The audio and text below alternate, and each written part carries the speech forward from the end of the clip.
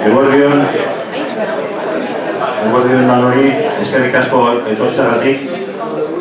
Gaur ere berriro elkarrekin gaude eta beste hitzaldi interes handia batekin daukagu. Eta, bueno, hoy estamos aquí otra vez reunidos, bienvenidos. Muchísimas gracias por vuestra asistencia. Y hoy además es un día muy especial para nosotros porque bueno, se cumplen varios aniversarios. Por una parte hoy es el Día de Europa. Hace, en el año 50, hace 75 años, la declaración de Schuman, que hablaba de una Europa en paz y unida, y parece que el mensaje pues hay que seguir reivindicando. Hoy también bueno, vamos a iniciar los actos de conmemoración con una pequeña trampilla de nuestro 30 aniversario, porque el Grupo Vasco, el Club de Roma nació en el año 68, pero el Grupo Vasco del Club de Roma pues, nació en el año 96. Y el año que viene cumplimos 30 años. Y queríamos invitarle a la presidenta para que nos diese, a la copresidenta para que nos diese una charla, pero bueno, hemos aprovechado que la tenemos por Bilbao, le hemos echado el lazo y vamos a iniciar las conmemoraciones del 30 aniversario. Y además está aquí por un motivo especial, porque precisamente otros que cumplen años, que son Bilbao Metrópoli 30, que nacieron en el año 91, en unos años también pues bastante complicados, no solo por temas económicos, sino, como todos sabemos, también por otro tipo de cuestiones, y que han hecho una labor, y siguen haciendo una labor impresionante por revitalizar esta metrópoli de Bilbao y al final de Euskadi.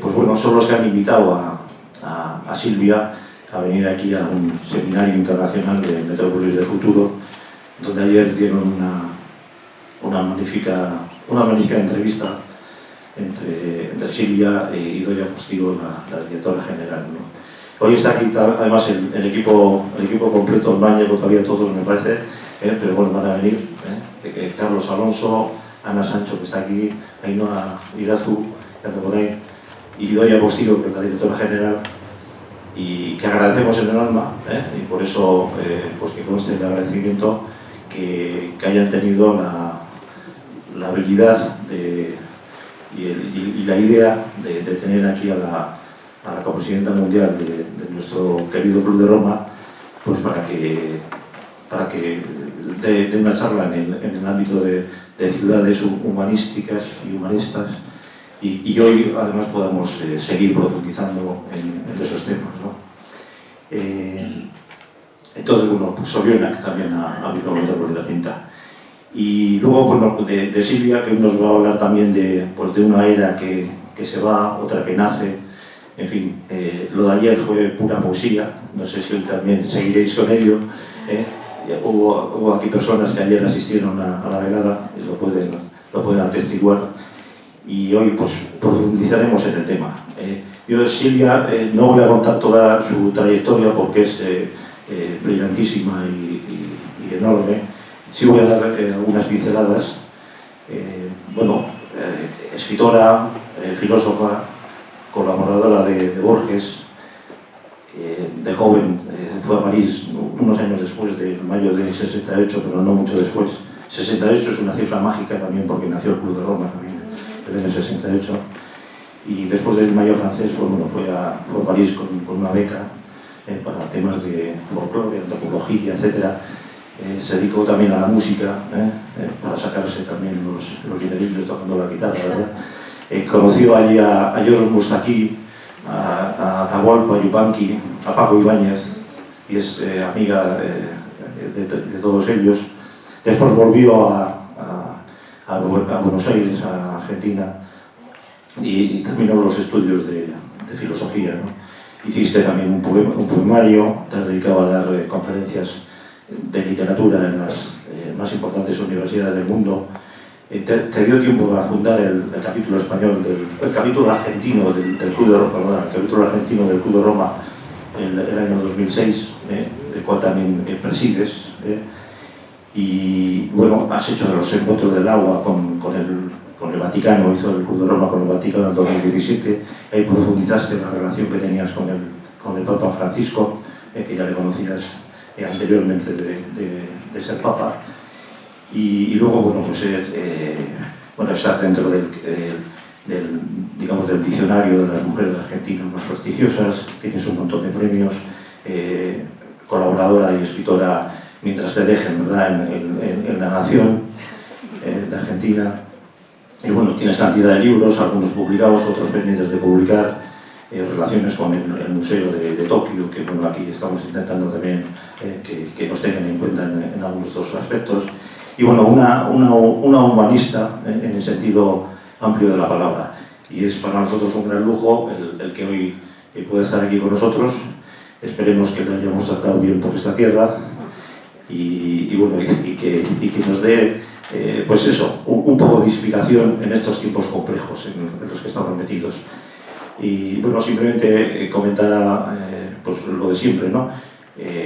Pues cuando termine la conferencia Silvia Zimmermann del Castillo, que te gusta que tenía el segundo apellido, a mí también me gusta que me diga el segundo apellido también, y bueno, cuando termine la charla comentaré en las conferencias, voy a comentar además de dos, porque hemos cerrado ya dos previstas que tenemos próximamente a realizar, y porque hay gente que luego no se queda a la comida, y luego pues haremos un interesante debate que seguramente pues sacaremos punta a muchos temas que hoy en día están en el candelero.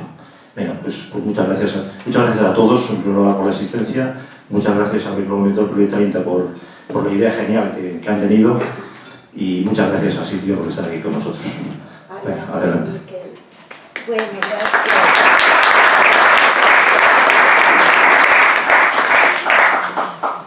Bien, yo vuelvo a decir lo que la agradecida soy yo por esta invitación de Idoia y Miquel a venir a Bilbao y al País Vasco, al que yo estaba unida de una manera muy entrañable ya en mi niñez. Porque, bueno, y lo vuelvo brevemente a decir, mi abuela materna nació en un pueblo que ahora ya es ciudad de la provincia de Buenos Aires que se llama General Madariaga. General Madariaga está en La Pampa, Argentina, es un ámbito rural y tiene la característica de que, además de llamarse Madariaga, ha sido habitada y llevada adelante por muchos vascos. Y entre esos vascos estaba la íntima amiga de mi abuela, y Martina, y la hija de la íntima abuela, de la íntima amiga de mi abuela, fue la íntima amiga de mi madre, que la decían en Madariaga la vasca. Y entonces todo Madariaga iba a la casa de la vasca a comer, porque además cocinaba maravillosamente la vasca.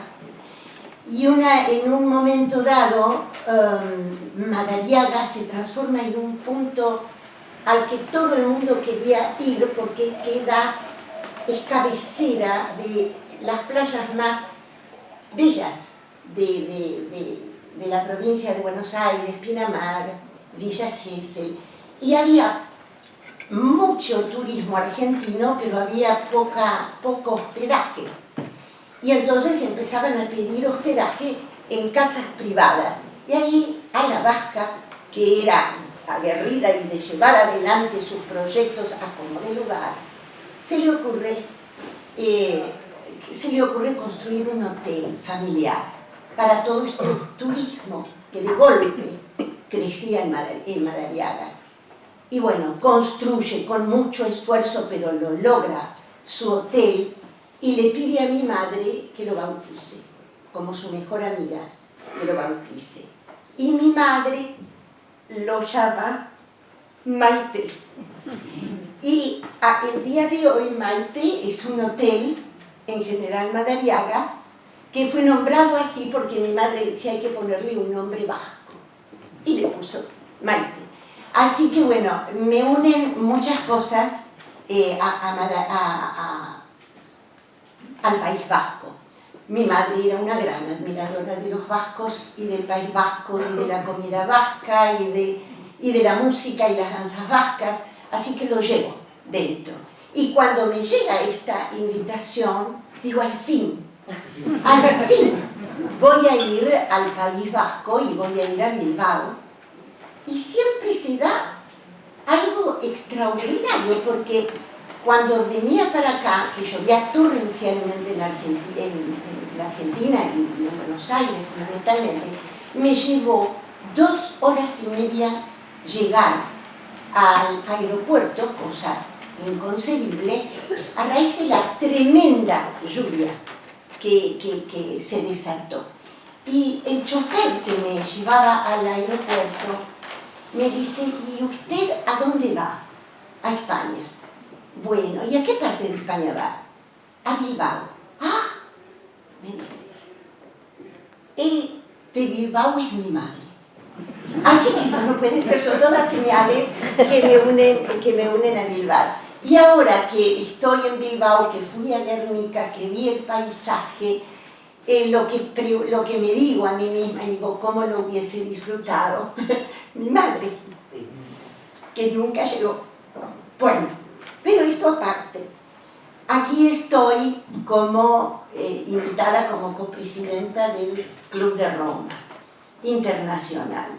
Y es el primer viaje que hago como copresidenta del Club de Roma, y también muy significativo que venga al País Vasco. Y como copresidenta del Club de Roma, que lo soy desde enero de este año, me propuse algunos caminos a desarrollar, que lo propuse en la junta directiva del Club de Roma al copresidente. Dije, ante todo, que el Club de Roma Internacional no puede ser algo aparte o aislado o distante de sus capítulos, porque más que nunca tenemos que estar trabajando en red y más que nunca tenemos que estar juntando fuerzas, porque así lo necesita la situación actual del mundo. Y por eso acepté inmediatamente, por mi razón personal, pero además porque en estos 3 años que voy a presidir el Club de Roma, me propongo estrechar vínculos con los capítulos. Tenemos que fortalecerlos. Yo siempre digo que el mal, y ya lo digo con todas las palabras, con todas las letras y con mayúscula, el mal tiene una capacidad asociativa admirable, que de pronto el bien no tiene. ¿Por qué? ¿Cómo es esto? Porque el mal sabe que tiene que juntar fortaleza para dominar y lo logra. El bien cree en el solo ser bien y entonces descuida la capacidad asociativa. Otra de las cosas, y creo que el Club de Roma es una asociación, como ciertamente hay otras, que justamente está dedicada a lo que comprendemos que es el bien. Y el bien son los valores. Entonces, llega un momento en que es tan alucinante lo que se está viviendo, que realmente ha llegado el momento, a mi entender, desde el Club de Roma, de realizar lo que ya había previsto nuestro fundador, Aurelio Peccei, en el año 1974. Él tiene un encuentro con, y creo que lo dije ayer, perdón si vuelvo a repetir algunas obsesiones mías. En 1974 Aurelio Peccei tiene un encuentro con un filósofo, poeta, hombre de la cultura y además, digamos, un religioso budista, pero no religioso, un religioso laico budista, que fue Daisaku Ikeda, que celebraba reuniones con grandes personalidades del mundo para hablar de distintos temas, y tuvo una con Aurelio Peccei. Y en ese momento Aurelio Peccei habla de los límites del crecimiento, habla de lo que ve el Club de Roma como preocupante, pero dijo algo que hoy queremos retomar en el Club de Roma Internacional, que es que, bueno, la civilización y fundamentalmente Occidente ha pasado por distintas revoluciones. El Renacimiento, el humanismo antes que el Renacimiento, fue una revolución. Fue una revolución en el sentido que movilizó estructuras y creó algo nuevo. Luego está la revolución industrial. Y luego pasamos a una revolución tecnológica. Y lo que dice Aurelio Peccei en ese momento es que todo muy bien lo que está haciendo el Club de Roma, que efectivamente los límites del crecimiento son un aporte a algo urgente a tener en cuenta, que es el tener clara conciencia de que no se puede llevar adelante un desarrollo productivo infinito en un planeta de recursos finitos.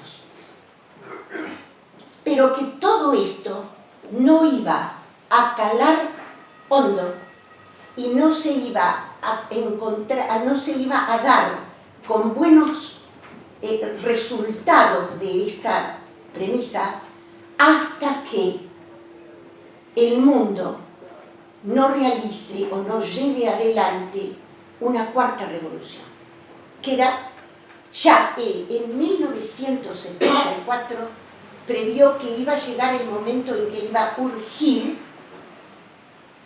llevar a cabo una cuarta revolución, y que esa cuarta revolución, que iba a llegar cuando llegara el momento, iba a ser una revolución humanística, para dar nacimiento o para promover un nuevo humanismo. Y bueno, cuando yo asumo la presidencia, esto lo tuve siempre muy claro, y digo, es tiempo, más que nunca, es tiempo de comenzar a focalizarnos en un nuevo humanismo.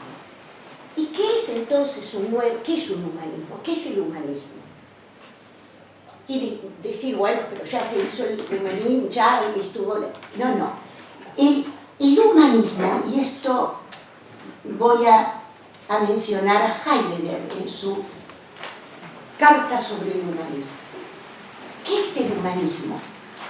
¿Es algo que lo estamos repitiendo caprichosamente? Y bueno, no. Heidegger diría que cada tanto hay que replantearse un humanismo.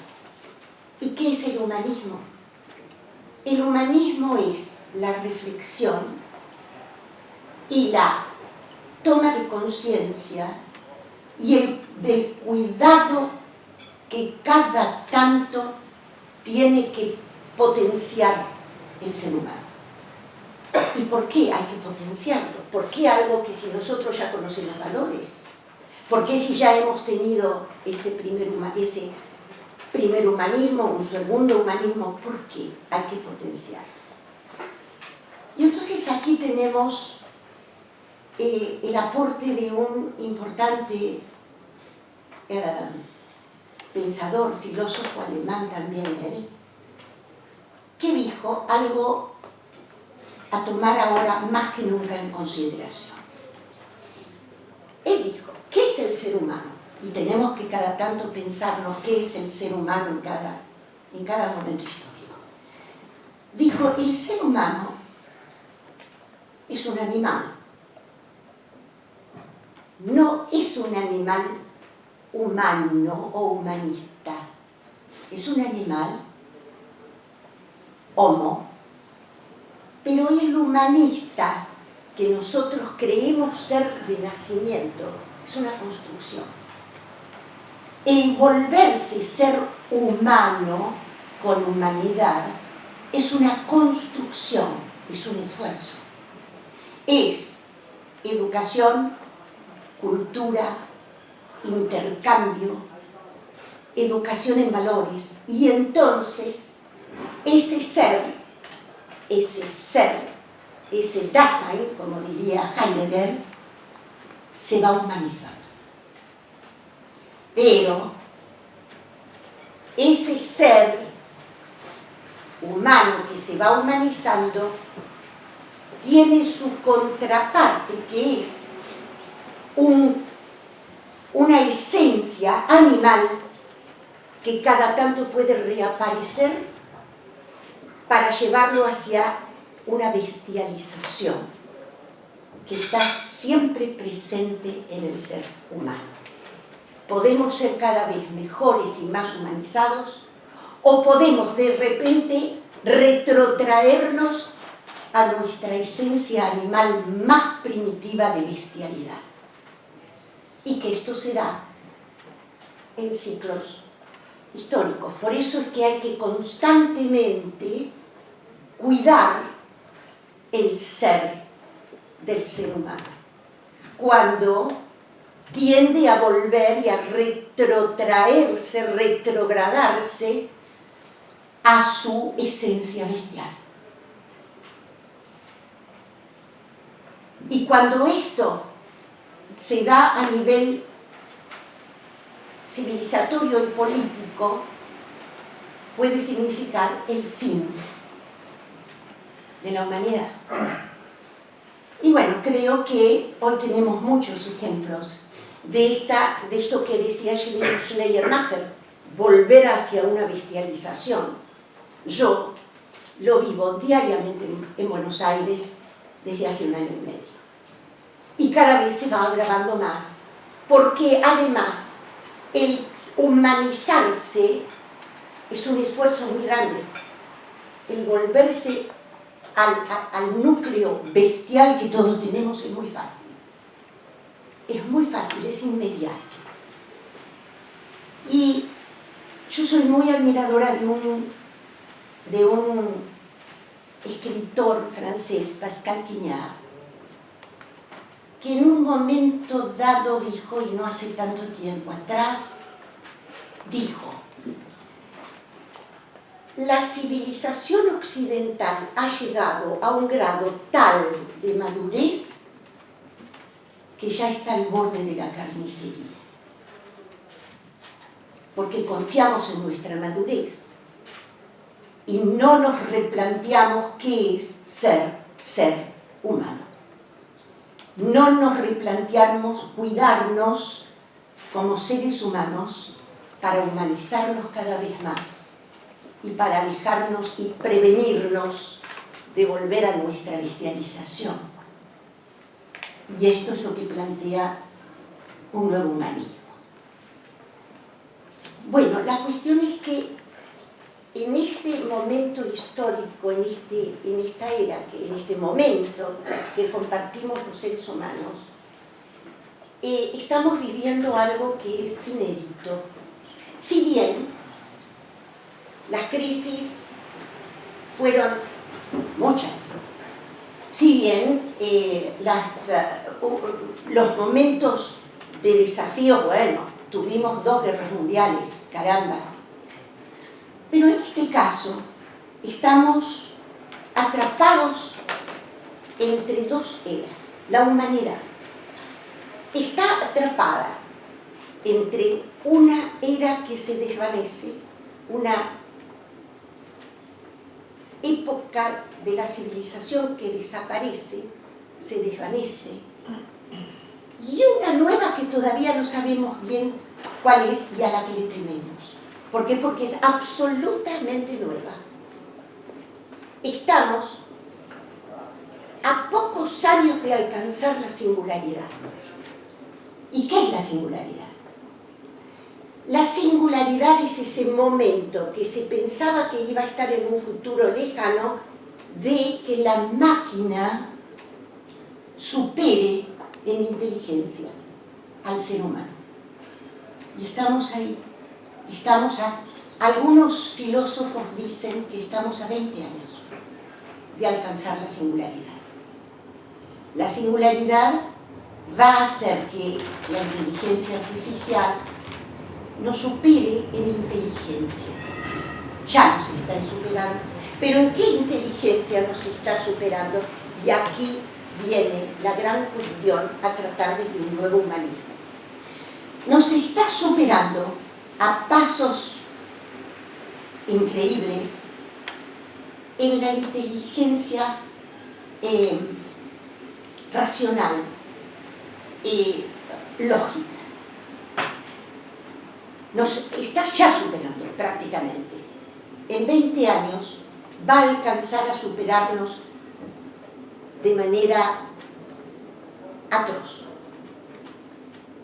Ahora, esa inteligencia artificial que en 20 años nos va a superar en nuestra inteligencia, según lo que dicen muchos filósofos, lo que todavía no ha desarrollado, y esperemos que no desarrolle, son otras dimensiones que son eminentemente y esencialmente humanas. Y sobre esto están trabajando los filósofos, muchos filósofos. ¿Qué es lo que tenemos que potenciar y que estamos descuidando porque hemos caído o estamos cayendo en lo que temió Heidegger en 1954? Cuando él escribe ¿qué es la técnica? Que ahora nosotros decimos la tecnología. Y él dijo algo que es bueno en este pensarnos nuevamente en nuestro ser humano, tenerlo en cuenta. Y miren de qué año les estoy hablando, 1954, o sea, todo esto que nosotros estamos viviendo hoy y que en 20 años nos va a superar en nuestro razonamiento lógico, Heidegger lo vio en 1954, porque ya en 1954 estaban hombres brillantes como por ejemplo von Neumann, entre otros, pero yo soy una gran admiradora de von Neumann, que ya estaban desarrollando la computación, ya estaban desarrollando estos avances tecnológicos sin precedentes. Entonces, Heidegger vio el peligro. ¿Vio el peligro de qué? Vio el peligro de que esa técnica que ya iba a dejar de ser humana, donde el humano ya no iba a tener nada que ver porque iba a pensar sola, iba a resolver sola, iba a avanzar sola, esa técnica fuera tan fuerte que el ser humano abandonara su ser y se subsumiera a la inteligencia tecnológica absolutamente.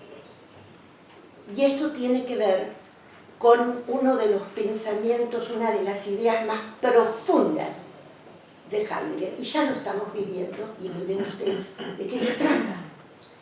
Heidegger decía que existía el peligro de que el hombre llegara a subsumirse absolutamente al lenguaje de la técnica.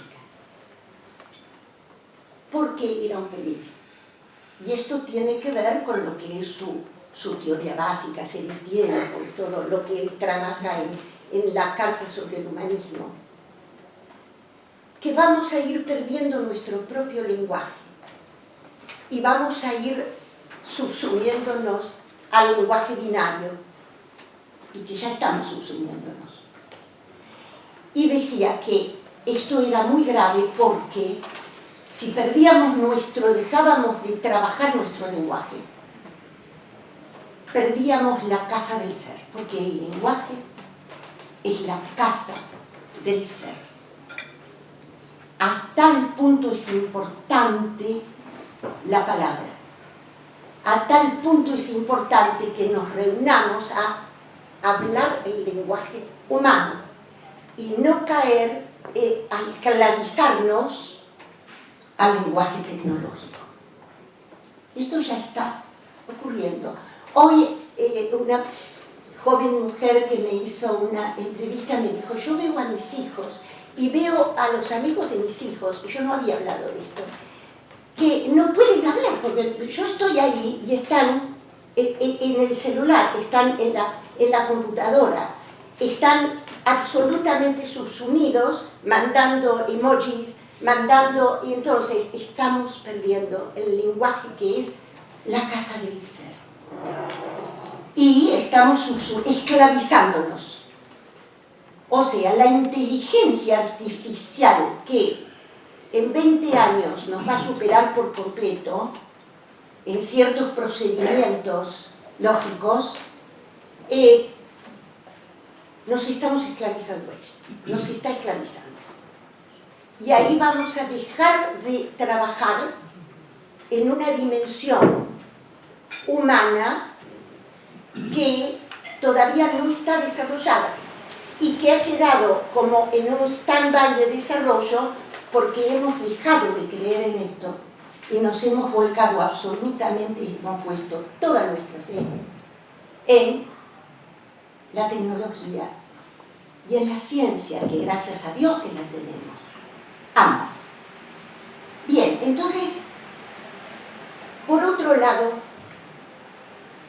otros filósofos están trabajando profundamente en un futuro no tan lejano, que es el hecho de que a raíz de este avance científico y tecnológico, sin darnos cuenta, y para bien, pero con su desafío, los seres humanos vamos a ser cada vez más artificiales. Porque por el avance de la medicina, el avance tecnológico, la biotecnología, vamos a ir cambiando nuestros órganos por órganos artificiales. Y va a ser bueno, porque vamos a vivir más. Hasta se supone que a lo mejor de aquí a 100, 150 años hasta alcancemos cierto grado de inmortalidad. Se piensa que el ser humano, con toda esta nanotecnología, con todos estos biorobots que nos van, con los que vamos reemplazando el hígado si no funciona bien, lo que necesitemos, cada vez somos más artificiales sin darnos cuenta. Y al mismo tiempo los robots cada vez se parecen más porque se va avanzando en hacerlos orgánicos. Va a llegar un momento que a lo mejor no está tan lejos. Y tal vez me digan, ¿estás hablando de ciencia ficción? No sé si estoy hablando de ciencia, o si yo, no soy yo. Digamos, los filósofos están hablando de ciencia ficción. Va a llegar algo que sí lo adelantó la ciencia ficción. Las películas de ciencia ficción, Star Trek. Yo fui una gran consumidora de Star Trek.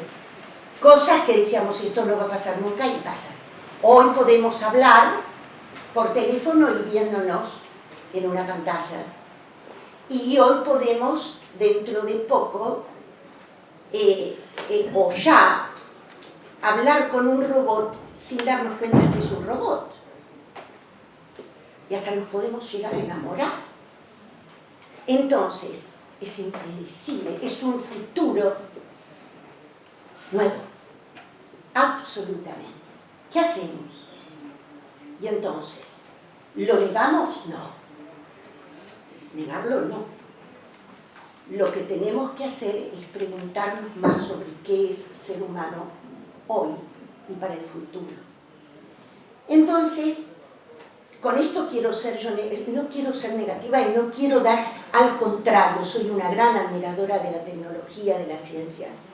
Y por supuesto, como creyente que soy, doy gracias a Dios, que hoy, hace unos años, pude pude operarme y recuperar mi brazo, o tantas cosas que, gracias a Dios, que la inteligencia humana pudo avanzar hasta tal grado, pero pudo avanzar hasta el grado que marca Heidegger, de crear una inteligencia que ya no es humana, y sobre la que no tenemos ya control, y que en realidad la consumimos y no sabemos cómo funciona.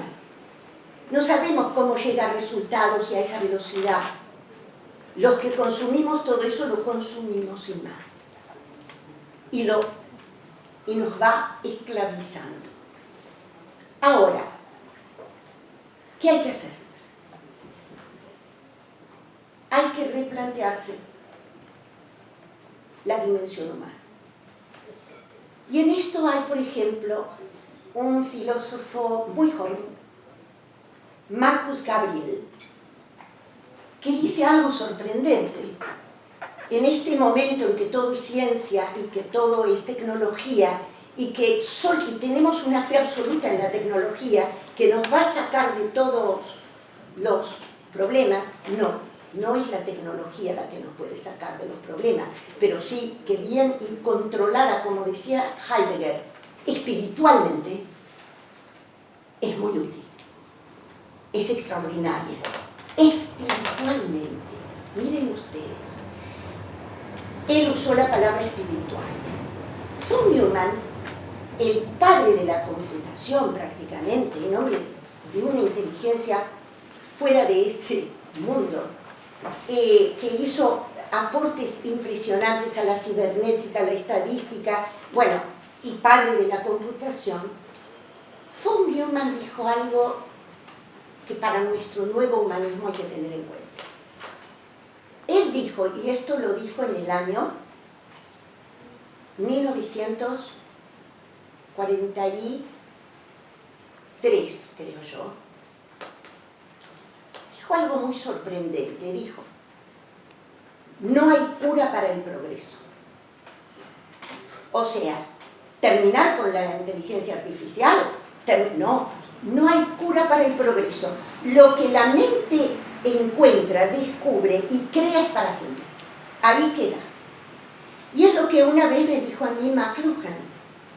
Me dice, y no me lo dijo solamente a mí, lo dijo siempre, es que cada progreso tecnológico es una extensión del ser humano. Son extensiones del ser humano. Por eso es que son buenos. Ahora, siempre y cuando el ser humano siga siendo ser humano. Y ahí está la cosa. Von Neumann dice, y en esa época, no hay cura para el progreso, pero debemos encontrar un antídoto contra el exceso de racionalidad. Miren ustedes, un científico, uno de los más grandes científicos, sin embargo dijo, no hay cura para el progreso, pero debemos encontrar un antídoto contra el exceso de racionalidad. Y ese exceso de racionalidad hoy implica creer absolutamente en la tecnología y subsumirnos, esclavizarnos a la tecnología. Y hay dimensiones del ser humano que solamente pertenecen al ser humano que hay que cuidar porque las vamos dejando de usar y se desvanecen. Y entonces aquí viene lo que me sorprendió de este filósofo tan joven, Marcus Gabriel. Y Marcus Gabriel dijo, urge, y lo dijo en estos tiempos, no hace tanto, urge comenzar a trabajar una nueva ontología. Una ontología, o sea, una investigación y una reflexión filosófica sobre el ser. Sobre el ser. Y esto ya lo había dicho Heidegger, porque Heidegger dice, el humanismo no quiere decir pensar cómo soy humano, no, el nuevo humanismo tiene que pensar el ser y entender que el ser humano es un ser entre seres, es un ser del ser general, el misterio y la grandeza del ser. Y el ser humano es un ser humano del ser. Y acá viene, y esto es una esperanza, porque hay otros filósofos trabajando esto. Está, por ejemplo, una filósofa que es muy admirable, yo la admiro mucho, es Martha Nussbaum, es una filósofa de la Universidad de Chicago. Y ella trabaja toda la filosofía de las emociones. Lo que dice Martha Nussbaum, que a fuerza de tener una fe absoluta en la tecnología y en la ciencia, estamos olvidando que hay otros caminos de conocimiento. Por ejemplo, las emociones. Y que el constantemente abocarnos a lo que nosotros creemos que es serio y que lo demás no importa, porque quedó fuera ya la filosofía, la poesía. Ah, la poesía. Cuidado con la poesía. Shelley decía que los poetas son los verdaderos legisladores del mundo. Lo dijo Shelley. Lo que pasa es que son legisladores que se los conocen cuando ya pasó mucho tiempo. Pero son los verdaderos legisladores del mundo, los artistas.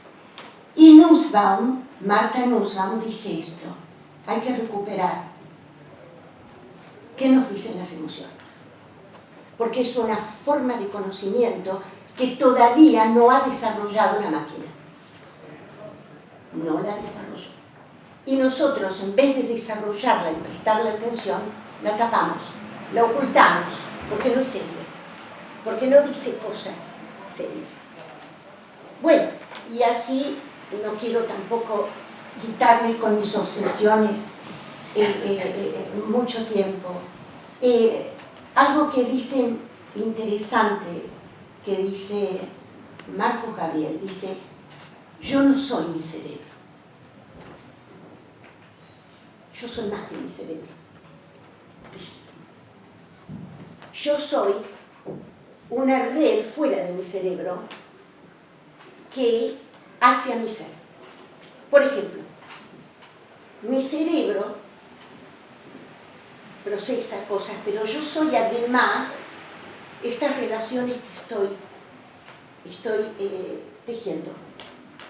Hay espacios de mi experiencia humana que está por fuera de mi cerebro y que viene a alimentarme y alimentar. Y ahí está donde dice, estamos por creer solamente en la racionalidad, que según von Neumann había que evitar su exceso, y nosotros estamos olvidando todas estas formas de ser humano, de ser humano y volvernos cada vez más humanos, las estamos descuidando. Y esta es ahí donde se van a encontrar las posibilidades, nuevas posibilidades. Y lo que dice Marcus Gabriel es que hay muchos posibles. No hay un solo posible para el futuro, hay muchos posibles. Son muchos los posibles. Y Prigogine, de quien me honro de haber sido muy amiga, decía algo: lo posible es más rico que lo real. Y nosotros creemos en lo real que lo entendemos como tecnología, como conocimiento racional y lógico. Y no, hay muchos posibles. Hay muchos caminos de desarrollo que son todavía posibilidades humanas y no de las máquinas. Y eso es lo que hay que trabajar, porque el panorama es impredecible, pero está en nuestro presente comenzar a trabajarlo. hoy tenemos que trabajar para el futuro. No hay otro lugar donde trabajar el futuro, sino en el presente. Y tal vez en el futuro no existe nunca, existe siempre un presente de 3 dimensiones. Presente, pasado y futuro. Entonces, esto es lo que, como copresidenta, vine a proponer al Club de Roma. Seguimos hablando del cambio climático, seguimos hablando del... bueno, y que sí hay que seguir hablando de esto. Claro que sí, porque no quiere decir sacrificar nada, pero tenemos que agregar esta ontología, el pensarnos como una parte de esa maravilla que es el ser, y que humanizarla, que es una labor constante, es una labor continua, y que se debe potenciar cada tanto, para no dejar de ser seres humanos. Y finalmente, creo que hoy tenemos que entender que humanizarnos más, porque urge hacerlo, implica descentrarnos. Y esto es algo que lo trabajaba Arne Naes con el Deep Ecology. Él propone descentrarnos de nosotros mismos, dejar de pensarnos como el centro de todo, ¿no? Que es un pensamiento absolutamente antropocéntrico, y sin dejar de humanizarnos cada vez más, entendernos como formando parte de un biocentrismo. Somos vida. Y esto lo trabaja Arne Naes en su Deep Ecology. Y este descentrarnos de nosotros mismos y en cambio ser parte de un biocentrismo no nos quita poder. Al contrario, nos aporta el poder de mayor responsabilidad. Y ahí está el quid de la cosa. Hay que entender que la libertad, y esto lo vieron o se lo trabajaron los filósofos, Kant, por ejemplo, cuando habla de la libertad, que es puro bien, la libertad es un puro bien, la libertad no puede ser nunca el mal porque es lo máximo. Pero, algo importante que señala Kant y que lo vuelven a señalar muchos filósofos, es el tema de que en realidad, y esto lo dice Labatut, un extraordinario escritor actual chileno, Benjamín Labatut, que dice, en realidad miren qué cosa extraordinaria, la libertad no existe. Los grandes conceptos no existen, pero son, y guían nuestra vida. O sea, lo real. Nosotros conocemos qué es lo real. Como decíamos ayer, en realidad nosotros no tenemos contacto con lo real. Nosotros conocemos capas simbólicas. Hay entre lo real, desnudo, y nosotros, las capas simbólicas que si las sabemos trabajar y entender, nos va a volver más humanos. Y esa posibilidad de ser más humanos nos va a abrir a infinitas posibilidades. Y acá quiero terminar esto nombrando a un poeta. Yo soy una enamorada de la poesía dice cosas que la lógica no puede decir, no sabe decir, pero sí lo sabe decir la poesía. Este hombre, Jacobo Fichman se llamaba, fue un judío que se convirtió al catolicismo, fue amigo de Borges, y este hombre enloqueció. De hecho, vivió gran parte de su vida en un manicomio, y desde ahí escribió poesía extraordinaria. Hay un filósofo que dice, la razón sin locura es un peligro. Y la locura, sin la razón, puede llegar a ser destructiva. Ahora, este hombre tenía un grado de locura tal que él era consciente de su propia locura. Y en un momento dado que él advierte un peligro en el mundo, dijo lo siguiente en un poema: sálvate, mundo mío, abriéndote a los infinitos.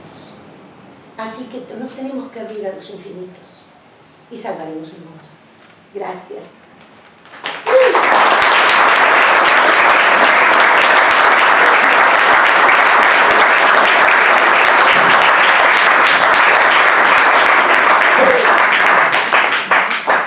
Bueno, antes de que os veáis los demás, muchas gracias Silvia, nos ha hecho profundizar en temas profundos y filosóficos. Y, bueno, luego profundizaremos después de cuidar al otro ser, que nos contará bien. Entonces, os voy a anunciar las dos conferencias que tenemos previstas, los próximos debates, digamos. El siguiente va a ser el 28 de mayo. 28 de mayo no, es miércoles, no es un viernes, normalmente hacemos viernes, pero esta vez tiene que ser así porque tiene la forma también de pillar a un ponente muy interesante. Le vamos a tener de ponente al embajador de Canadá en España, que es Jeffrey Marder, que nos profundizará en temas de geopolítica, que en fin es un momento también bastante adecuado, y Canadá también está en algunos focos. Entonces, bueno, creemos que es un tema muy interesante y va a ser el 28 de mayo. Mandaremos la semana que viene seguramente la convocatoria con los datos del tema. Y luego tenemos, ya os anuncio también, que tenemos previsto otra, que va a ser el 13 de junio, este sí es viernes, y vamos a tratar aquí el tema de la prensa, ¿no? De los medios de comunicación, el periodismo, el cuarto poder. Hay esperanza, es con un triple enfoque. Vamos a hablar de inteligencia artificial, de desinformación, de autorregulación, y para ello vamos a tener aquí a tres periodistas expertos. Voy a empezar por una que está presente, no sé dónde está, pero Carmen está por allí. Carmen Peñafiel. Carmen Peñafiel es catedrática de la UPV, aparte de periodista, es también la presidenta en estos momentos de la Asociación Española de Investigación de la Comunicación. Es también la secretaria general de la asociación y del Colegio Vasco de Periodistas. Y bueno, va a ser una de los ponentes. Va a estar acompañada por Amaia Goicoechea, que también tiene una larga trayectoria en temas de periodismo, tanto en ámbito público como privado. Es la actual decana del Colegio de Periodistas y la presidenta también de la asociación. Y también va a estar Pedro Lechuga, que es también un destacado periodista con mucha experiencia. Es actualmente decano del Colegio de Periodistas de Castilla y León y ha sido el presidente de la red de colegios profesionales de periodismo. Entonces, ya os digo, una va a ser la más cercana, el 28 de mayo, miércoles, y la siguiente que tenemos prevista el 13 de junio, para tocar pues dos temas menos filosóficos, pero también importantes hoy en día, el tema geopolítico y todo el tema de medios de comunicación. Y ya sin más, bueno, agradeciendo a Silvia sus palabras y bueno, deseando a todos a los que se quedan a comer a Oneguín y a los demás Oneguín, pero al campo.